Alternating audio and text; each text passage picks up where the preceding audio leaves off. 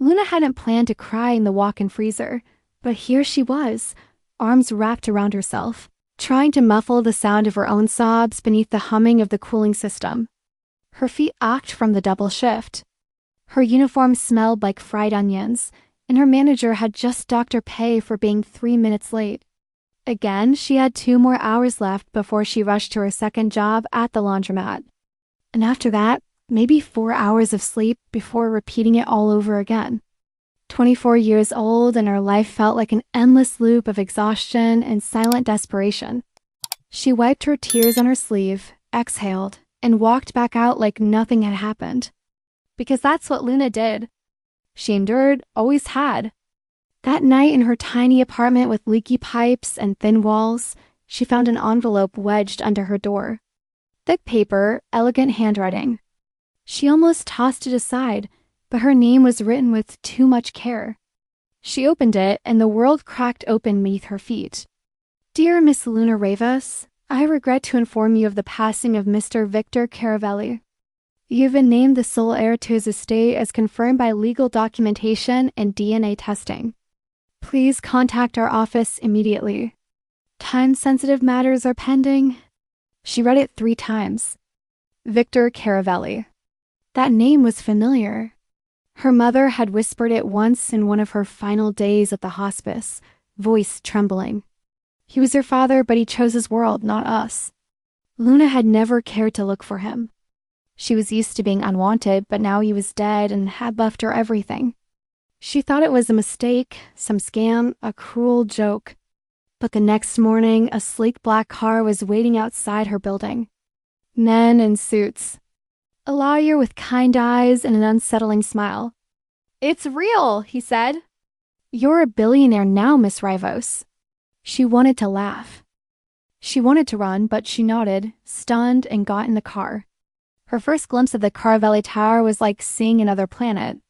Glass walls, sharp angles, everything gleaming. The kind of place people like her cleaned at night. Now she apparently owned it. Or would once she was trained. That's when she met Sophia Morrow, CEO, 35. Ice-cold eyes, black suit, no nonsense. The kind of woman who walked into a room and made everyone hold their breath. Luna didn't expect her to be beautiful. She didn't expect her to be young, and she definitely didn't expect her to look at Luna like she was a walking headache. So Sophia said, her voice perfectly even. You're the eyes. Luna straightened her spine apparently. Have you ever managed anything in your life? 3 jobs, 2 bills, and an eviction notice. Sophia didn't blink, charming. The silence stretched. Then Sophia turned, already walking. Come. You have a lot to learn, and I don't have time for mediocrity. Luna followed, fuming. Who the hell did this woman think she was? But also, something in her stirred, not just anger, something warmer or hotter. It made no sense. And yet, the week that followed was chaos, legal meetings, public announcements, a new wardrobe chosen by strangers. And Sophia, always Sophia, watching, correcting, criticizing. Luna hated how those eyes lingered just a second too long. How her voice dropped when they were alone. How her presence made Luna's skin buzz. You don't belong here, Sophia said once almost gently. You're not one of them. Then what am I? Luna asked, breath shallow. A pause. I haven't figured that out yet, Sophia whispered. Luna didn't sleep that night. Not from nerves. From something else. Something blooming quietly where it shouldn't. And in the morning, Sophia was already waiting, coffee in hand, eyes unreadable. Let's begin, she said. Luna didn't realize it then, but everything had already begun. Luna hated the heels they made her wear. They pinched her toes, made her walk like she was trying not to fall off a ledge, and echoed too loudly against the marble floors of the Caravelli boardroom. She felt like a fraud wearing designer suits, and sitting in meetings where everyone spoke in terms she didn't understand. But worse than all of that was Sophia, always watching, always judging, always silently calculating whether Luna was worth the empire she'd inherited. Focus, Sophia said during Luna's 3rd presentation rehearsal. You're fidgeting. I'm nervous, Luna muttered, clutching the cue cards tighter. Don't be. Nerves show weakness. This world devours weakness, right? Because showing emotions is a crime. No, Sophia replied coolly. But letting them control you, that's sloppy. Luna shot her a glare. Maybe not everyone was born to be perfect and untouchable like you. For a heartbeat, Sophia's expression faltered. But then it was gone, replaced with that usual mask of elegance and indifference. Again, she said simply, motioning to the beginning of the slide deck. Luna clenched her jaw, but obeyed.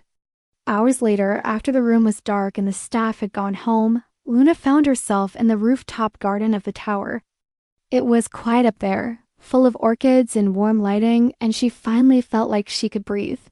She slipped off the heels, rubbed her sore feet, and let the cold air calm her skin. You don't belong here, a voice said behind her. Luna turned sharply, Sophia. Of course you like repeating that, don't you? Luna snapped. Makes you feel in control. Sophia stepped closer, her arms crossed. No, I say it because I see it in your eyes. Every time someone calls you Miss Rivos, you flinch. You don't believe you deserve this life. Luna looked away. The truth stung. I didn't ask for it. Neither did I. Luna turned back to her, confused. What? Sophia leaned against the railing, looking out at the city. For the first time, her voice didn't sound like steel. I wasn't born rich, either. I clawed my way into this company, earned Victor's trust over 10 years. He made me who I am. And now you're his legacy, and that bothers you. It terrifies me, Sophia admitted softly. That stopped Luna. You're not scared of anything. Sophia turned her head, and for a second, her gaze was vulnerable. Everyone's scared of something, Luna. I'm scared of losing everything I built. Luna didn't know what to say to that. The silence between them wasn't awkward. It was charged, heavy, and suddenly standing there in bare feet with this woman who had seemed so untouchable, Luna felt something shift. I don't want to take what's yours, Luna whispered. I don't know who I'm supposed to be here. Sophia stepped closer. Just one step, not touching, but close enough that Luna could feel the warmth of her presence. Become someone new, she said. You don't have to be who they expect. Just be better than who you were yesterday. Luna swallowed. Her heart thudded too loud in her chest. You sound like you almost believe in me. Don't get used to it. A flicker of a smirk curved Sophia's lips. But maybe I'm starting to. Luna hated how much that affected her. How her chest ached and warmed all at once. She wanted to kiss her. God, she wanted to, but she didn't. Not yet. Instead, she turned away and said quietly, Thank you for being honest. Don't thank me, Sophia murmured. Just prove me wrong. The next morning, Luna walked into the boardroom on time, heels steady, spine straight. She spoke without cue cards, looked every executive in the eye. She wasn't perfect, but she wasn't scared either. And when it was over, she caught Sophia's gaze from across the room. There was the faintest nod. Approval, respect, something more. Luna's heart raced. She was still an outsider, still learning. But now she wanted to learn. Not for the money, not for the title, but for the woman who saw through her and maybe, just maybe into her. The black dress clung to Luna's body in a way that made her both self-conscious and something else she couldn't name. She had never worn anything like it before. Sleek, sculpted, expensive, and the reflection in the mirror barely looked like her. The gala was a charity event, apparently a staple in the Caravelli calendar, and Sophia insisted she attend. People need to see you, she had said. You're the heir. They need to start associating your face with power.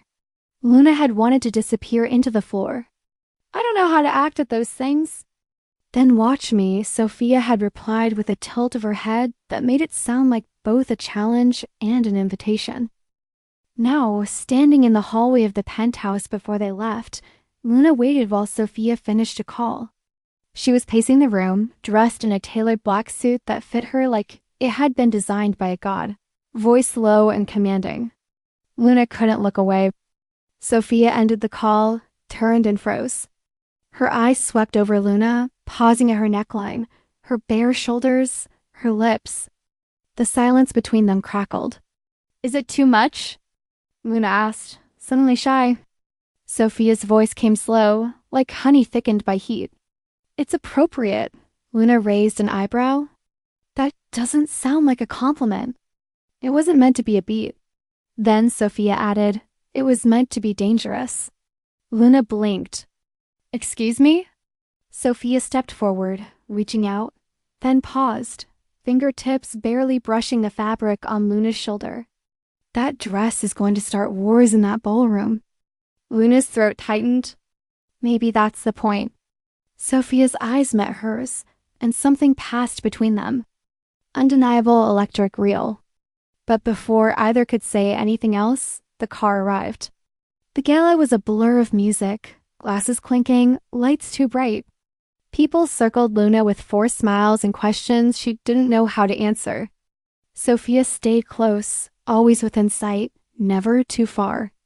When she spoke to donors or board members, her hand would lightly touch Luna's back as she introduced her. It was nothing, but also everything. A quiet possessiveness, a signal. At one point, needing air, Luna stepped out onto the balcony alone. The city stretched beneath her, glowing and endless. Moments later, Sophia appeared beside her. "You did well tonight," she said softly. "I faked it." "We all do. At first. You didn't. I still do." That admission startled Luna. She looked at Sophia. "Really looked? Why do you stay?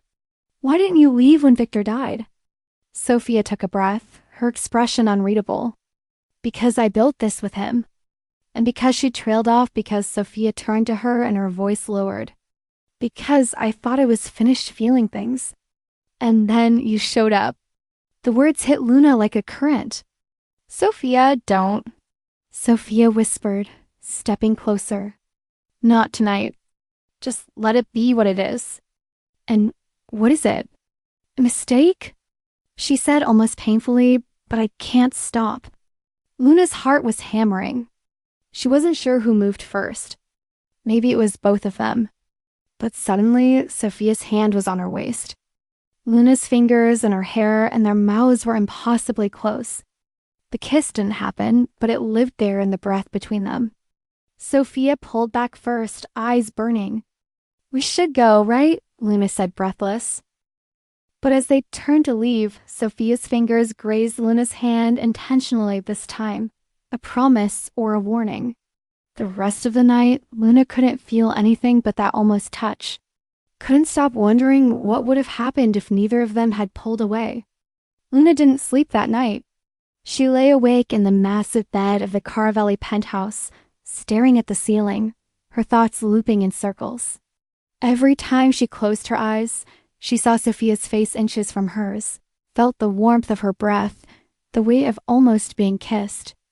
It hadn't happened, but something had. Something irreversible. The next morning, Luna entered the executive floor with her heart already racing. Sophia was in her office as usual, her dark hair pinned perfectly, reading over reports like she hadn't nearly changed the shape of Luna's world 12 hours earlier. Luna hesitated at the doorway. "I brought the quarterly review notes," she said. Sophia didn't look up. "Leave them on the desk." Cold, formal, as if nothing had happened. Luna's fingers tightened around the folder. "Are we going to talk about it?" "Hey, if you're enjoying this story, go ahead and drop a like to help us grow even more. And let me know in the comments. On a scale from 0 to 10, what score would you give this story so far? Your feedback makes all the difference." That made Sophia pause. She finally looked up and her eyes were unreadable. "Talk about what?" Luna stepped forward, voice low. "You know what? We didn't do anything." That's not what it felt like. Silence. Then Sophia stood walking around the desk. She was too close again, and Luna hated that her body responded before her mind could catch up. "What do you want me to say?" Sophia asked. "That I think about it too. That I shouldn't? That I can't afford to? You think I can?" Luna snapped. "I don't belong here, remember? I'm the charity case who got lucky. You're not a charity case, Sophia said sharply. Then what am I? Sophia's voice dropped. You're the reason I can't think straight. Luna's breath caught. Then stop pretending nothing happened. I have to pretend, Sophia said, stepping back. Because if I don't, I'll forget every reason this is wrong. Luna shook her head, frustrated. Is it wrong or just inconvenient? That landed? Sophia didn't answer. She turned away, adjusting her sleeve like she needed to reassemble herself. We have a meeting in 10. Don't be late. The rest of the day passed like walking through fog. The tension between them was a living thing, heavy in the air. During the meeting, Sophia corrected Luna sharply in front of the board, her tone colder than usual. It stung more than it should have. At lunch, Luna skipped the executive dining room and ate alone in the garden. She needed space, air, anything to clear her mind. But of course Sophia found her. Avoiding me? She asked, arms crossed. Luna didn't look at her. Avoiding humiliation. That wasn't personal. It felt personal. Sophia sat beside her on the bench. Too close again. You make it hard to be professional. Then don't be. That made Sophia laugh. A low, bitter sound. You think it's that simple that I can just give in? No, Luna whispered. I think you want to. And that scares the hell out of you? Sophia was quiet. Then it does. Luna turned to her. Then stop pushing me away. I'm not trying to ruin you, Sophia. I just want to understand what this is. Sophia met her gaze. Her mask cracked just slightly. I don't know what this is, she said. But I know I can't stop wanting it. The world narrowed to just the space between them. And when Sophia leaned in this time, it wasn't tentative. Her lips brushed Luna's cheek. Barely a kiss. More of a question. A trembling maybe. Luna didn't move. Didn't breathe. And then Sophia pulled back, almost startled by herself. I can't, she said. Not here. She stood and walked away, leaving Luna alone with a heart that beat far too fast. That night, Luna dreamed of that almost kiss and woke with the taste of Sophia's hesitation on her skin. The next morning, Luna tried to act normal. She wore her power suit like armor, pulled her hair into a sharp ponytail, and entered the Caravelli Tower with her chin high, as if her heart hadn't nearly leapt out of her chest the night before. When Sophia whispered, she couldn't stop wanting her. But the moment she stepped into the elevator and found Sophia already inside, alone, every ounce of composure cracked. Good morning, Sophia said. Her voice was neutral, cool, professional. But her eyes flickered toward Luna's lips for a fraction of a second. Luna's mouth went dry. Morning. She managed. The door slid shut. Silence stretched between them, thick and suffocating. Neither moved. The air was too warm. Or maybe it was just them. Luna caught Sophia's reflection in the elevator wall, her posture perfect, her fingers curled lightly at her side. But her jaw was tight. She was trying too hard. Did you sleep? Luna asked. A beat, barely. Same, more silence. Then Sophia turned slightly toward her. About yesterday. Don't, Luna said, surprising even herself. Unless you're going to say it meant nothing. And if it did, I'd rather not hear it. Sophia looked at her. Really looked, and something flickered in her gaze. Not pity, not regret, hunger. It didn't mean nothing, she said, voice low. That's the problem. The elevator chimed, doors opened. Sophia stepped out first, and Luna followed, heart still pounding. The workday was brutal. Meetings, numbers, strategy, reviews. Luna kept her focus sharp, her mind disciplined, but she could feel Sophia's presence with her in every room, even when they didn't speak. Especially when they didn't speak. Around noon, Sophia sent a message. Come to the private conference room. 10 minutes, Luna went expecting a work task. What she found was Sophia leaning against the long glass table, arms crossed alone. The room was dim, blinds drawn. "Close the door," Sophia said. Luna did slowly. "I need to be clear," Sophia said. "This can't happen. It would ruin everything. Your position, mine. The board is already watching you." "Then why did you call me here?" Luna asked, stepping closer.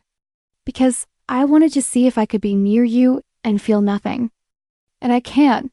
The words dropped between them like a spark to gasoline. Luna was in front of her before she even realized it, eyes locked with Sophia's, their breath sinking. "Then stop lying to yourself." Sophia's hand moved, brushing against Luna's waist, hesitant. "I'm not good at this," she said. "I don't care. You should." "I don't." The kiss happened fast, desperate, like both of them had been holding their breath for days and finally exhaled into each other. Sophia's mouth was soft but insistent, her fingers tangling in Luna's hair as Luna pressed against her with everything she had been holding back. It wasn't slow. It wasn't tender.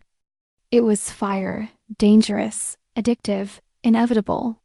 When they finally broke apart, breathless, Sophia rested her forehead against Luna's. "This is a mistake," she whispered. "Then let's keep making it," Luna said. Sophia laughed, quiet, shaky. "You're going to ruin me." Maybe Luna murmured. "Or maybe I'll save you." They didn't kiss again. Not yet. But the damage was done. A line had been crossed and neither of them wanted to go back. Luna had never kissed someone and felt like the world stopped moving until that moment. Days later, the sensation of Sophia's lips still lived on her skin like a memory she could touch. But it wasn't just the kiss. It was the way Sophia had trembled slightly, like someone who had spent years building walls and finally watched one of them crack. Since then, they hadn't spoken about it. Not directly. They still met in meetings, still shared small spaces, still wore the mask of professionalism in front of the board and staff. But something had changed. Something burned beneath the surface. Luna noticed it in the way Sophia looked at her across the room just a second too long.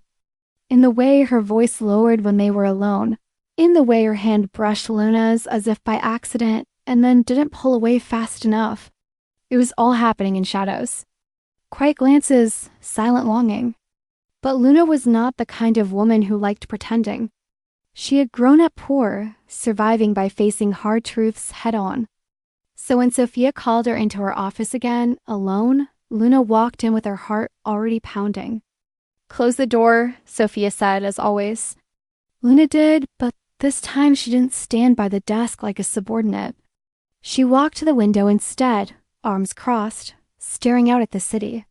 "You're avoiding me," Luna said without turning. "I'm protecting you." "Is that what you call it?" Sophia sighed. "I'm protecting myself too. From me?" Luna turned to face her, "Or from what you feel when you're near me?" Sophia didn't answer. Her silence was all the confirmation Luna needed. "I can't do this halfway," Luna said softly. "If you want to pretend nothing's happening, say it. I'll walk away right now. But if you feel something, really feel something, then stop running." Sophia looked at her expression, unreadable, hands resting lightly on the edge of the desk. "Do you know what it would mean if this became public? For you as the heir. For me as the woman who trained you. You think I care what they think?" "You should." "I don't." "I care what you think." That broke something in Sophia. Her face faltered, all her careful controls slipping just enough to reveal the truth underneath. "Longing fear, need I think," she said, walking slowly toward Luna, "that I haven't wanted anyone in years. Not like this. Not like you." Luna swallowed hard. "Then show me." Sophia's hand reached out slowly, her fingers grazing Luna's jaw, tentative at first. Luna leaned into the touch. Their foreheads pressed together. And then Sophia kissed her again. This time slower, deeper, less fire, more ache. It was a kiss that said, "I've missed this. I'm terrified of this, but I want it anyway." Luna's hand slid around Sophia's waist, pulling her closer. The distance between them collapsed completely. Sophia let out a soft breath into Luna's mouth, and Luna felt it all. Restraint, surrender, hunger. When they finally pulled apart, neither of them moved. Luna could feel Sophia's heartbeat beneath her palm. "We can't be careless," Sophia said quietly. "Then let's be careful. But don't push me away again." "I don't want to," she admitted. "But I'm afraid I will." "Then don't give yourself the chance." Luna smiled, small, genuine, a little sad. "I'm here. I'm not going anywhere unless you ask me to." Sophia looked down, then back up. "Come to dinner tonight, my place." "Is this a date or a strategy session?" "You'll find out." That night, Luna stood in front of a modern minimalist apartment on the 42nd floor of a building that screamed wealth and privacy. Sophia opened the door in casual clothes, black jeans, a silk blouse, barefoot, and Luna had to reset her entire brain. She had never seen her like this. Softer, looser, unarmored. "You cook," Luna teased, stepping inside. "Don't sound so surprised." "You don't seem the type." "I'm not." Sophia smiled faintly. "But I wanted to make an effort." The apartment smelled like garlic and rosemary. There was a bottle of wine open, music playing low in the background, and a table set for two. Luna wandered to the balcony. "Nice view."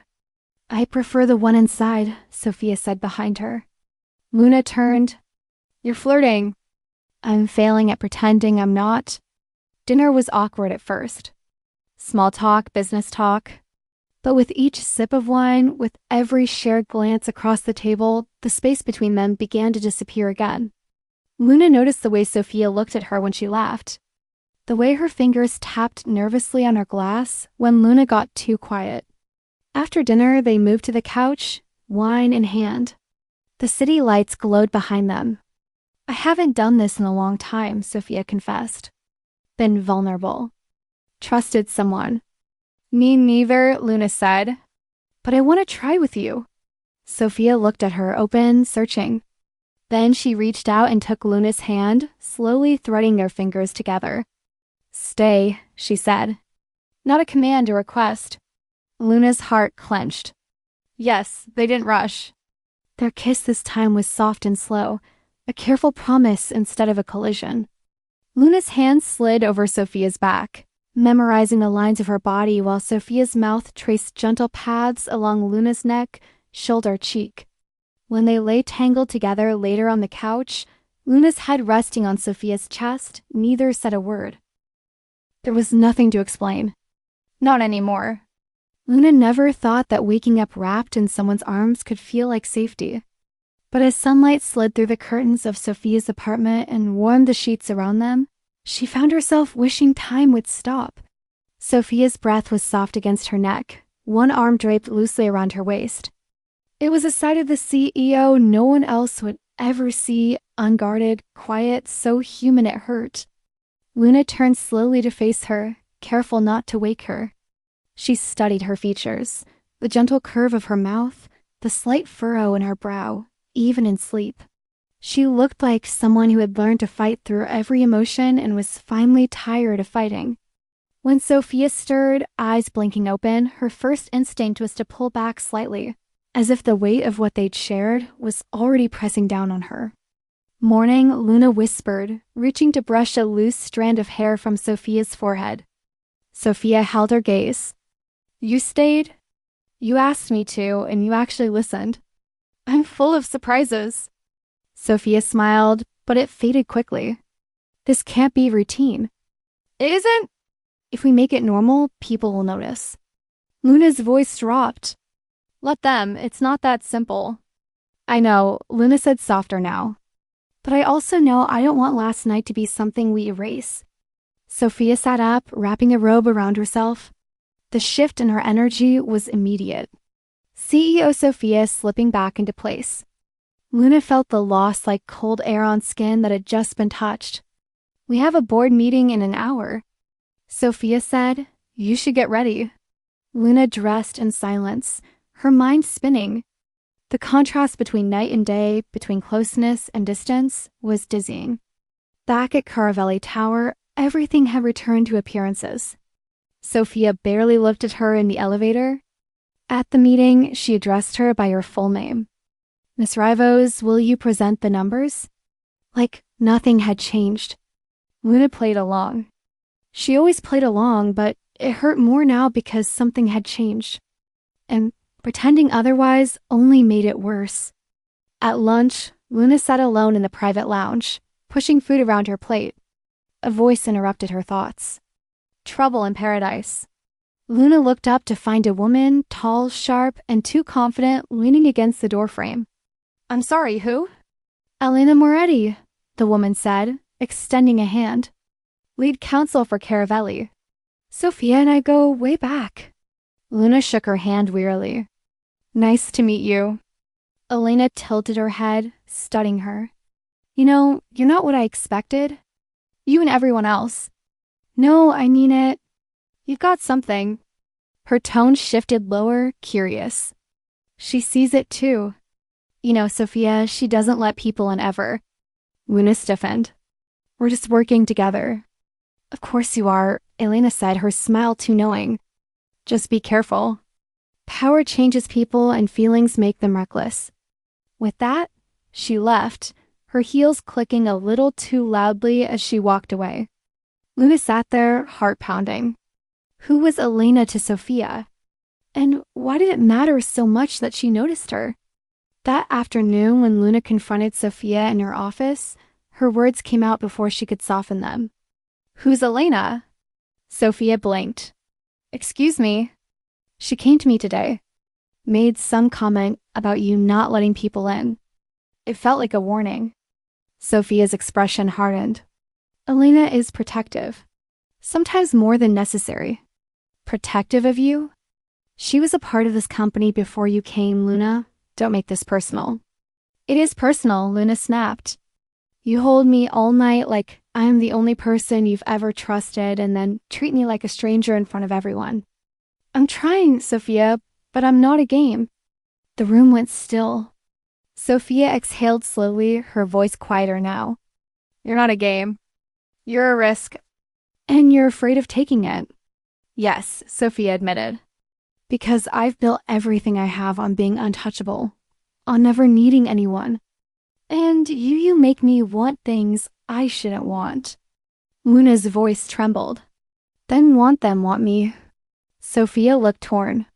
Torn in a way that made Luna ache? She stepped closer, reaching out slowly, as if testing the space between them again. I do, Sophia whispered. But I don't know how to want you without ruining everything I've built. Luna didn't pull away. Then maybe you need to decide what's worth more, your walls or what's behind them. Sophia didn't answer. But that night, she didn't go home. Luna waited and waited alone. Luna tried to convince herself that Sophia was just busy. Meetings, reports, board negotiations, strategic planning. It made sense. It always made sense with Sophia. But deep down, she knew it wasn't about time. It was about avoidance. 3 days. That's how long it had been since they touched. Since that conversation in the office when Luna had dared to ask for more and Sophia had chosen silence. Luna came to work early, left late. She sat in meetings across the table from Sophia, listening to her voice, watching her act as if nothing had ever happened between them. And maybe for Sophia it hadn't. Maybe she could compartmentalize. Maybe she could shut doors in her mind that Luna had foolishly left wide open. But Luna couldn't. She felt everything. Every second Sophia didn't look at her. Every time she walked past without a glance, every carefully neutral word that sounded like a blade in her chest. On the third night, Luna didn't go home. She stayed late at the office, wandering empty halls, pretending to look at reports she couldn't process. She ended up in the rooftop garden, the same one where they had shared their first honest conversation. The city lights blurred in her vision, not from tears, just from exhaustion, from longing, from the ache of wanting someone who was so close and so far. Her phone buzzed. A message from Sophia. Meeting at 7 a.m. sharp. Don't be late. That was all. Cold, detached. Luna almost laughed. The kind of bitter laugh that only comes when your heart has been twisted too hard. Sophia stood in front of the mirror in her apartment, brushing her hair back, watching her reflection like it belonged to someone else. She had avoided Luna. She had buried herself in work, in control, and routine. She had convinced herself that was the right thing, that she was protecting them both. But it wasn't working. Luna's absence felt like a hole in her world. It wasn't just the physical absence. It was the absence of warmth, of connection, of the only person who looked at her like she wasn't just a position or a title or an emblem of perfection. Just a woman, a flawed, scared, tired woman who didn't know how to love but wanted to try. She poured herself a glass of wine and sat on the floor beside the giant windows, barefoot, knees pulled to her chest. The silence of her apartment felt louder than any noise. She missed Luna. She missed the way she challenged her, the way she made her laugh, the way she saw through every mask. The next morning, Luna arrived at the meeting early, dressed immaculately, posture perfect. Sophia entered right on time, eyes scanning the room. "We'll begin," she said, voice crisp. "Luna, start with a second quarter analysis." Luna stood, voice steady, delivering the report flawlessly. But she didn't look at Sophia once. When it was over, everyone filed out except for Sophia. "Stay," she said, just as Luna was reaching the door. Luna turned, arms crossed, expression unreadable. "Yes." Sophia hesitated. "Then I've been distant." "You think it wasn't about you?" "It felt like it was." "It was about me," Sophia admitted. "About how much I wanted to protect what we had before I ruined it." "You didn't ruin it," Luna said softer now. "You just walked away from it." Sophia stepped closer. "And I've regretted it every second since." Luna studied her.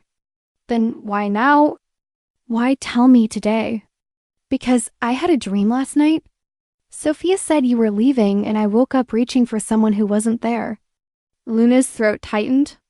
"You told me you didn't know how to want someone without ruining everything." "I still don't," Sophia said. "But I think I'd rather risk everything than live like this, pretending I don't miss you every time I breathe." The room was too quiet, too full, too heavy. Luna took a slow breath. "I'm not asking you to change who you are, Sophia. Just to stop hiding from who we are together." Sophia closed the distance, stopping just inches from her. "I can't promise I won't still be afraid." "Then be afraid with me." Sophia reached out, her fingers brushing Luna's cheek. Luna closed her eyes. "You make me feel like I could be more," Sophia whispered. "You already are." The kiss came slower this time. Careful, reverent. No desperation, just truth. Just two people choosing to stop running. Sophia's arms wrapped around her, holding her like something precious, like something real. They didn't speak much after that. Words felt unnecessary.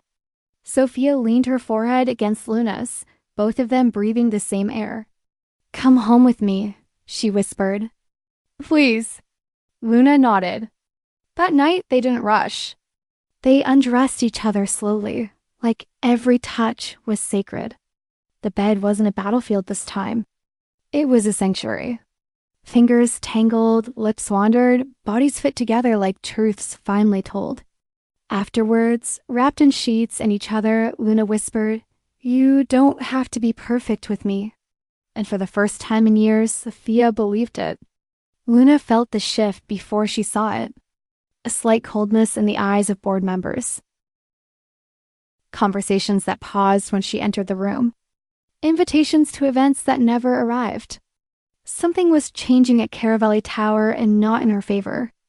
At first, she thought she was imagining it, but then she overheard two junior executives in the hallway whispering, "She's sleeping with Sophia, right?" One of them said, "That's how she's still here." Please, she has no experience. You think she'd survive the board without protection?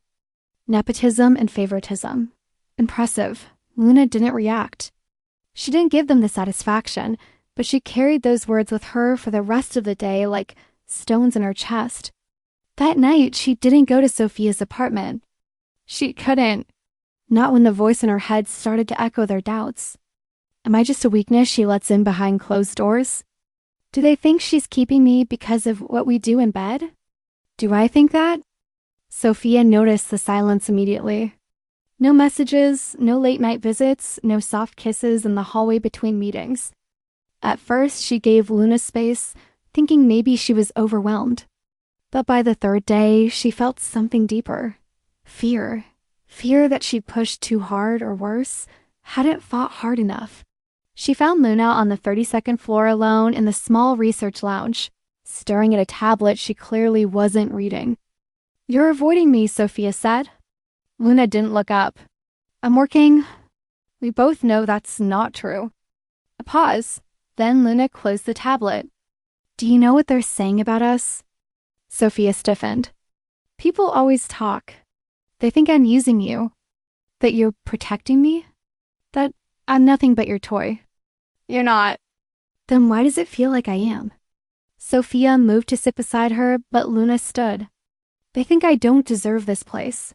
That I'm here because I got lucky because of a man I never knew and a woman I can't stay away from." "Stop." "No," Luna said, voice rising. "You said you were afraid of ruining what you built. What if I'm the one ruining it?" "You're not." "Then prove it." The words hung in the air like a challenge. Sophia's jaw tightened. "What do you want me to do?" "Stand beside me publicly. Let them see I'm not just someone you're sleeping with. That I'm your partner in business and in this. You think I'm ashamed of you?" "No, I think you're afraid of what they'll do if you let them see the truth." Sophia was quiet for a long moment. "I've spent years building my reputation on being above scandal, on being untouched by gossip, by desire, by weakness. And now I want you more than I want to be untouchable." Luna stepped closer, chest rising and falling. "Then say it to them. Say I belong here." Sophia exhaled slow and steady. "Come with me to the Q3 gala as my date." Luna's breath caught. "You're serious?" "There will be cameras. Press half the board. It's a declaration.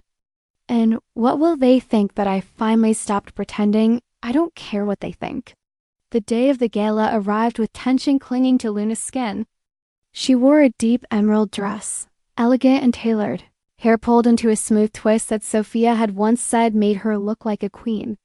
When she stepped out of the car and onto the marble stairs of the Grand Marquette Hotel, flashbulbs erupted, and beside her, Sophia, dressed in midnight black, her hand resting deliberately on the small of Luna's back, was a silent flame, powerful, present, and hers. Inside, the ballroom buzzed with curiosity. Conversation stopped when they entered. People turned, eyebrows raised. Luna's heart hammered, but she didn't falter because Sophia didn't. She led her through the crowd with grace and quiet defiance. Elena approached them within minutes, wine glass in hand, smile sharp. "Well," she said, voice sweet and poisoned, "this is bold." "It's overdue," Sophia said coolly. Elena's eyes flicked to Luna. "Are you ready for what this means?" "I've been ready for a long time," Luna answered. "Now the question is, are they?" That night after the gala, they didn't speak as they undressed each other in Sophia's apartment. Words were useless. What passed between them wasn't lust. It was something deeper, like claiming space, like saying we made it through another storm. Afterward, tangled in each other, Sophia whispered, "You were brilliant tonight."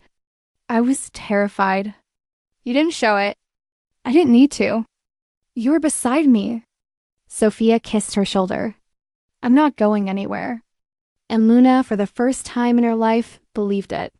The morning after the gala, Luna woke to sunlight pouring through the windows, silk sheets tangled around her legs, and Sophia's body pressed warm and steady beside hers. She felt weightless and grounded all at once. This wasn't a dream. This was real. Sophia stirred slowly, her eyes still closed, her fingers instinctively brushing against Luna's hip. For a moment, neither of them spoke. They just breathed, shared space, shared silence, and then Sophia murmured, "We did it," Luna smiled. "We really did." "They'll talk." "Let them. They'll judge." I've been judged my whole life. Sophia opened her eyes, resting her head on her hand. But now they'll see you as a threat. Not just an eyes. Not just my partner. Good, good. Luna turned, her expression quiet, but firm. I don't want to be protected, Sophia. I want to stand beside you. Not in your shadow. Sophia blinked, surprised, and maybe a little moved. Then you'll need to be ruthless. No, Luna said just fearless. The day passed with a strange kind of energy between them, calm but charged. For the first time, they didn't have to hide. No more secrets, no more shadows. During a meeting that afternoon, Luna took her seat beside Sophia, and the board's glances didn't shake her. She presented numbers, offered insight, and responded to questions with a clarity that surprised even herself. And when it ended, Sophia leaned in just slightly and whispered, "You were brilliant." That night in Sophia's apartment, they cooked together. Well, Luna cooked, and Sophia tried not to burn the garlic. How did you survive before me? Luna teased takeout power bars, the occasional dinner that tasted like cardboard. You need me desperately. They laughed and it felt easy, natural, like they'd been doing this for years. After dinner, barefoot and in pajamas, they curled up on the sofa. Luna rested her head on Sophia's lap, and Sophia traced lazy patterns along her arm. I never thought I'd have this, Sophia said quietly. What? Pasta-piece connection. Someone who sees me and doesn't want to fix me or compete with me or use me. Luna looked up at her. I don't want to fix you. I just want to be with you exactly as you are. Sophia kissed her forehead. That terrifies me. Why? Because if I lose it, I won't survive it. Luna sat up. You're not going to lose me, but you could change your mind, Sophia. Luna took her hands, steady and sincere. I've lived in chaos my whole life. Struggle, fear, disappointment. That's been my reality. And then you happened. This happened. I'm not walking away from the first thing that's ever felt like home. Sophia's eyes shimmered. How are you real? Just lucky, I guess. No, I was the lucky one. I just didn't know it until you walked into my life like a storm. You like storms. Yours, apparently. They kissed soft, slow, full of gratitude. But just as things began to deepen, Luna paused. Wait, she said against Sophia's lips. What? Let's slow down. Sophia blinked, searching her expression. Is something wrong? No, Luna said. That's just it. Nothing's wrong. And I want to remember every part of this, not rush through it. Sophia pulled her closer, resting her forehead against Luna's. You undo me. Good. Hours later, wrapped in each other in the dark. Sophia whispered, There's something I haven't told you. Luna shifted. What is it? Victor, your father, he didn't just name you heir because of blood. He knew who you were. He followed your life quietly from a distance. He told me once before he died. That girl, she is something the rest of them never will. Fire and heart. Luna swallowed hard. I thought he didn't care. He cared more than he knew how to show. Luna was silent for a moment, then whispered, Why are you telling me this now? Because I'm starting to understand why he left it all to you, and it has nothing to do with blood. What then? You were always meant to build something bigger than yourself. You just needed the chance. And I was meant to love you through it. Luna's breath caught. It wasn't a grand declaration. It wasn't loud, but it was the first time Sophia had used that word love, and she meant it. Luna leaned in, kissed her slowly, and whispered back, Then don't stop. The first sign came as a memo, dry, formal, and coded in polite language that barely masked its message. The board was reviewing the structural integrity of Caravelli leadership. Luna stared at it in silence. Sophia stood beside her, jaw tight, eyes scanning every word like it was a personal insult. They're coming for us, she said. No, Luna said more quietly. They're coming for me. Same thing. They're using our relationship. They think it makes me weak. They're wrong, Sophia said. but they're also smart and strategic. If they can prove emotional bias, inappropriate influence, any conflict of interest, they'll vote to remove me or worse, vote to replace you permanently. Luna looked out the window of her office, the city stretching endlessly below. They never accepted me. They tolerated me because they had to. Now they've found their opening. Then we close it, Sophia said, already shifting into action. We get ahead of it. We call a meeting. We remind them that you're not just the heir. You're a leader. You've proven yourself. And if that's not enough, then I remind them who taught you. Sophia reached for her hand, squeezing it tightly. You're not alone in this. We fight together. The emergency board meeting was called 2 days later. The conference room was full, tense, cold. Luna walked in wearing a navy blue suit that made her look every bit the billionaire she hadn't believed she could become. Her hair was pinned back, her expression calm, but her hands trembled slightly under the table. Sophia sat beside her, unreadable as always, but her presence alone was grounding. Miss Rivos, Chairman Halbridge began, there have been concerns regarding your recent involvement with Komaro. Concerns that directly affect corporate integrity. Luna lifted her chin. You mean my personal life? We mean perception, influence, power dynamics. I see. And the board feels it is necessary to revisit your role, especially given your lack of experience and the optics of your relationship. Luna paused, then smiled. With all due respect, my lack of experience hasn't stopped this company from growing under my co-direction. My relationship hasn't distracted me from building partnerships, restructuring our social outreach division, or improving quarterly margins. Whispers spread across the room. She continued, I was handed this legacy, yes, but I've worked for it every day, and I won't apologize for loving someone who believes in me more than any of you ever did. Halbridge frowned. Professionalism doesn't mean lovelessness. Luna's voice didn't shake. It means results. And if my results bother you more than who I go home to at night, maybe you're the ones failing this company. Sophia's hand touched her back under the table. Subtle, firm. You've got them, that touch said. Keep going. If you want to vote to remove me, Luna said, looking each board member in the eye, do it. But you won't just be voting against me. You'll be voting against Victor Caravelli's vision and against the woman who's ready to lead this company into its future, not drag it back into fear and appearances.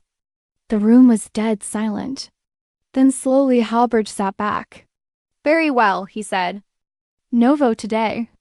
Not a win, but not a loss either. For now, the threat was on pause.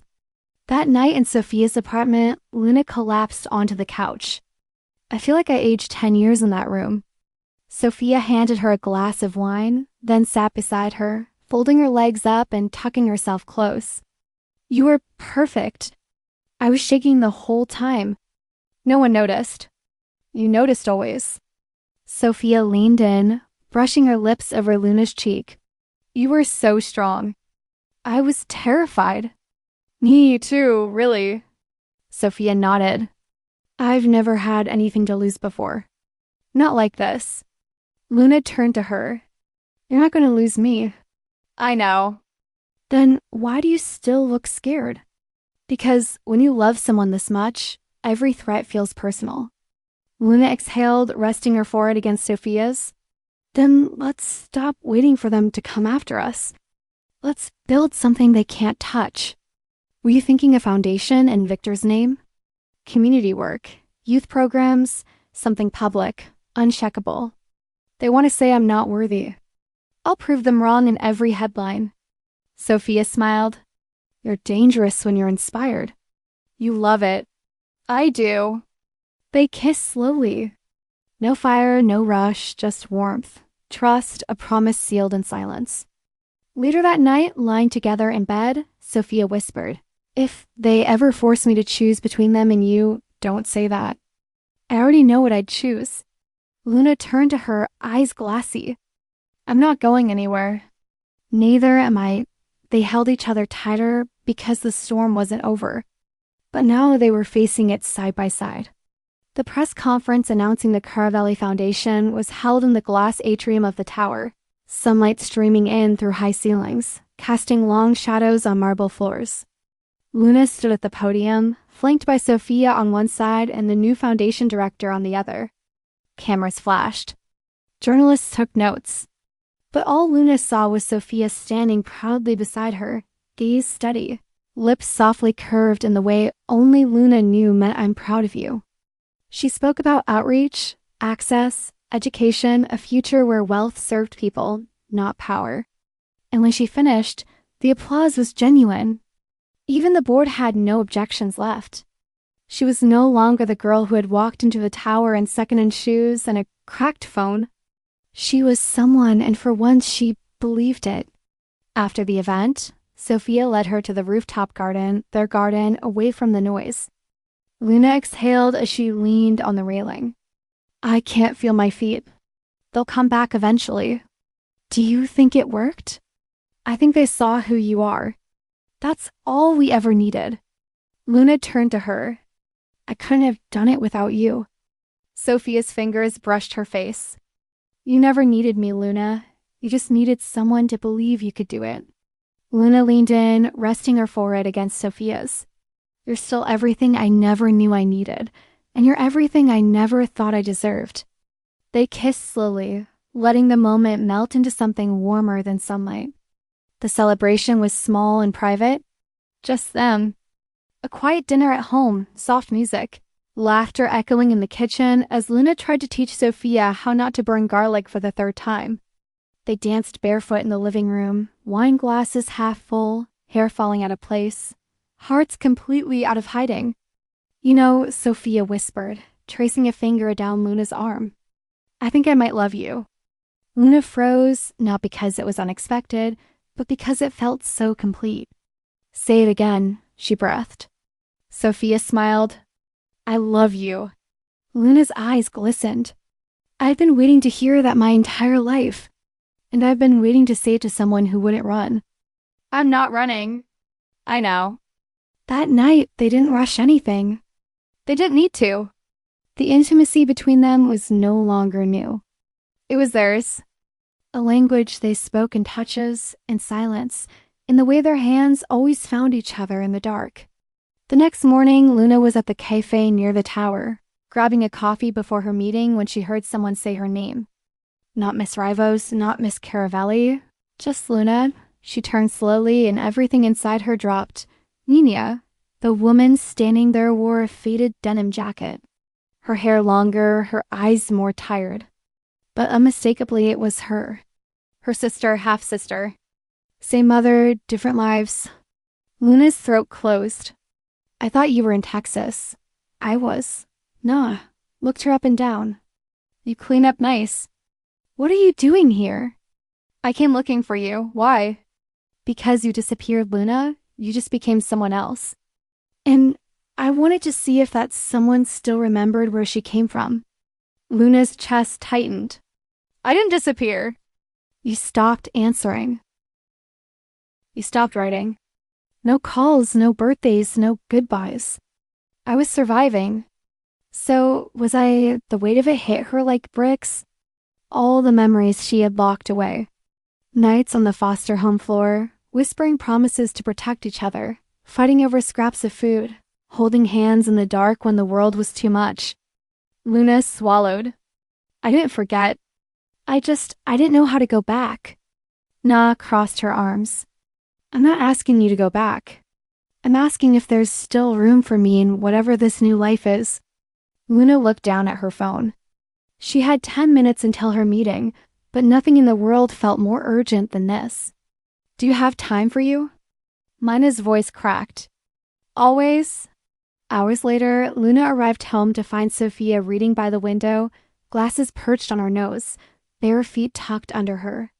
She looked up as Luna walked in. "You're late." "I know." Luna stopped, took a breath. "I saw someone today." Sophia's expression changed instantly. "Who?" "Nah, my sister." "Oh, I didn't expect it." She just showed up, and it felt like being 16 again. Lost, small, afraid. Sophia stood, walking over to her. Do you want to talk about it? I don't know what I feel. Guilt, relief, fear. She reminded me of a version of myself I buried so deep I forgot she ever existed. Sophia brushed a thumb over Luna's cheek. You're still that girl, just stronger now. She wants to be part of my life. Do you want her to be? I think yes. Then we find space for her. Luna blinked, overwhelmed. You always say the right thing. No, I just finally have something worth fighting for. And I won't let anything pull you back into a past that made you feel small. Luna kissed her then, soft, lingering, thankful. I love you. I know. Say it anyway. I love you. Good. And suddenly, with her past in one hand and her future in the other, Luna felt whole for the first time. The following week felt like Luna was living two lives. Mornings and afternoons were filled with meetings, foundation planning, investor calls, always with Sophia nearby, her quiet strength anchoring everything. But in the evenings, Luna found herself reconnecting with Mina, piecing together years of silence over shared dinners and long walks through the city. At first, it was healing, laughing about things they once cried over. Swapping stories, watching Na's eyes soften when Luna told her about the foundation, about the penthouse, about Sophia. But by the third dinner, Luna noticed something shifting in Na's tone. She seems intense, Na said casually, stirring her tea. Sophia? Yeah, like guarded. The kind of woman who always has a backup plan. Luna frowned. She's been nothing but supportive, I'm sure. But you've changed. Luna, you're polished now, strategic. I just hope you're not losing yourself to impress. Someone who lives in a world that almost destroyed you? That cut deeper than Luna expected. She didn't answer. She didn't want to argue, but the words stayed with her, sharp and heavy. That night, back at the apartment, Sophia was reading in bed when Luna walked in. She looked up and smiled until she saw the tension in Luna's shoulders. Everything okay? Yeah, Sophia closed her book. Luna, she sighed. I just had a conversation with Na. It got under my skin. Sophia sat up. What did she say? Nothing horrible. Just questions, doubts about you. About whether I'm still me. Sophia was quiet for a moment, then said carefully, She's not wrong to be protective, but she doesn't know us. She knew me before all this. Before you found your voice, before you knew what you were capable of. Luna sat at the edge of the bed. What if she's right? What if I am changing too fast? Sophia reached for her hand. Change isn't betrayal. Growth doesn't mean forgetting who you were. But what if the people I love don't recognize me anymore? Sophia's voice softened. Then they weren't really seeing you to begin with. Luna didn't respond. Her silence said enough. Sophia stood, walked around to face her. Is this about me? About us? Luna looked up. I don't know.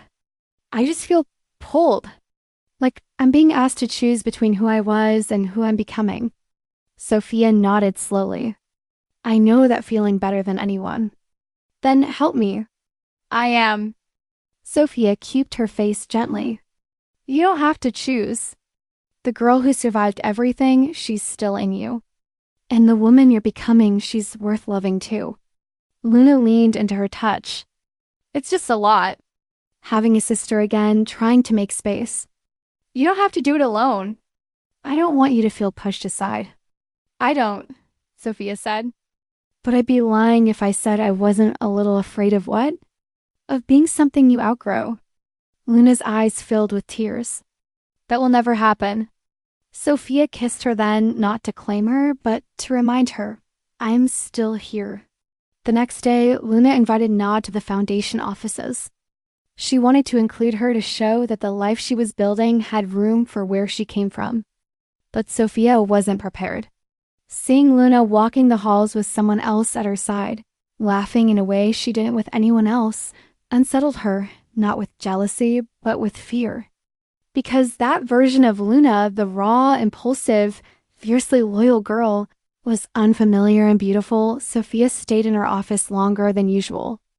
When Luna finally came in to say goodnight, Sophia stood by the window, tense. "She's staying for a few weeks," Luna said.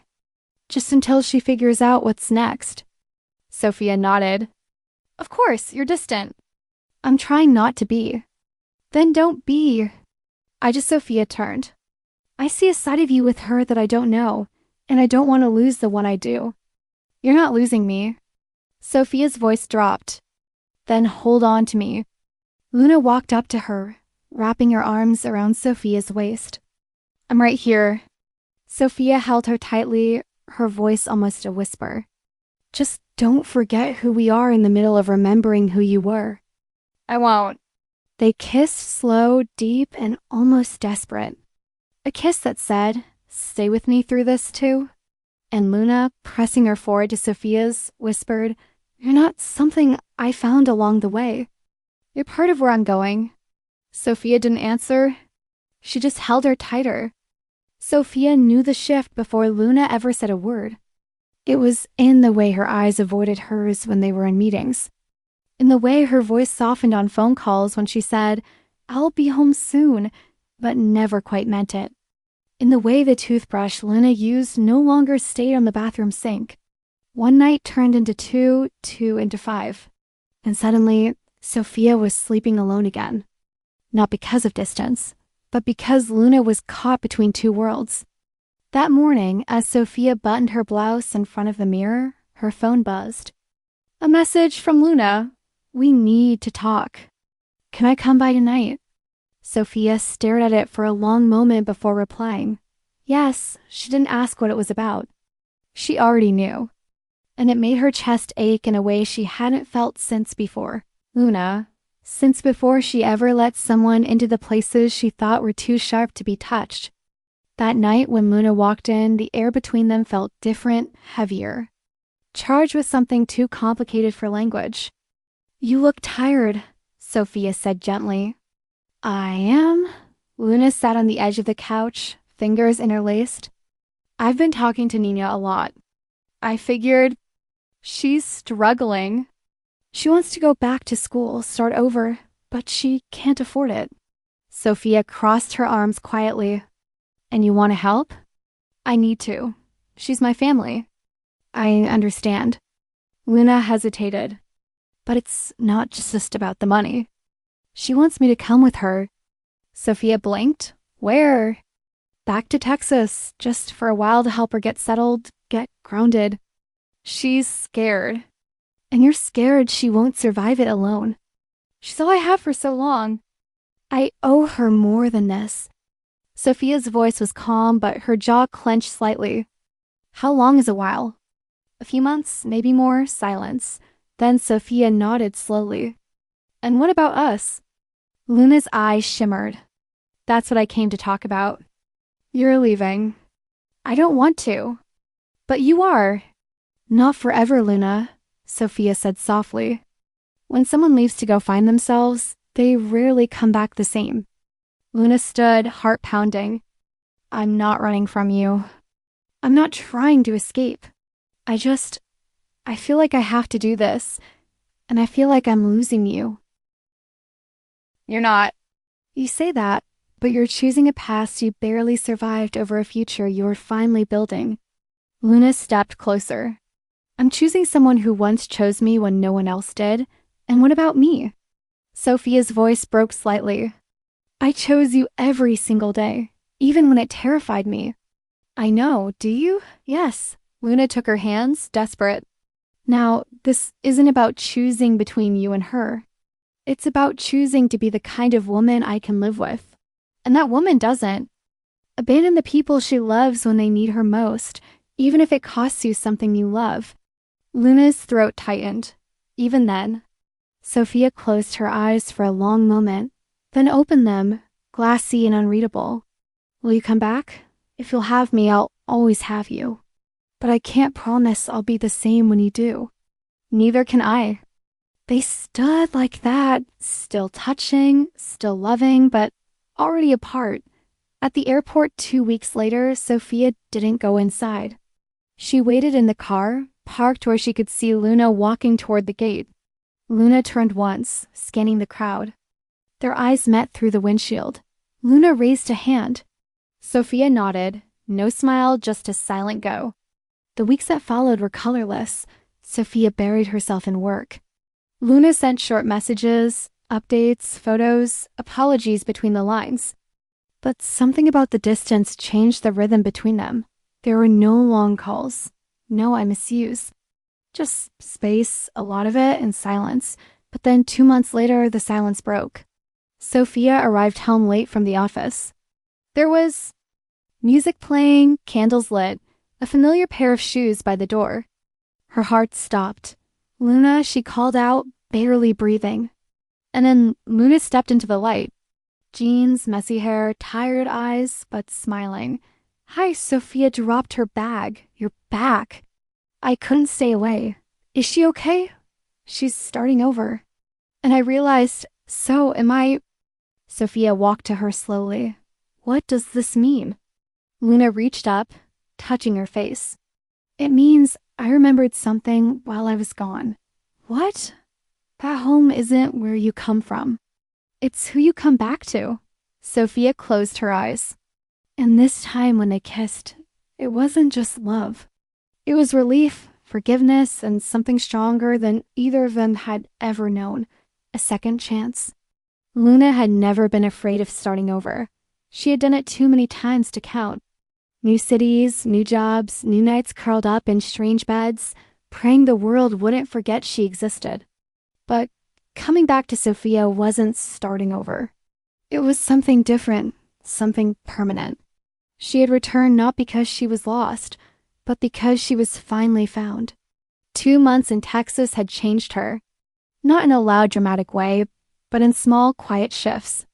She had helped Na settle, watched her enroll in community college, found her an apartment, and held her through panic attacks that felt all too familiar.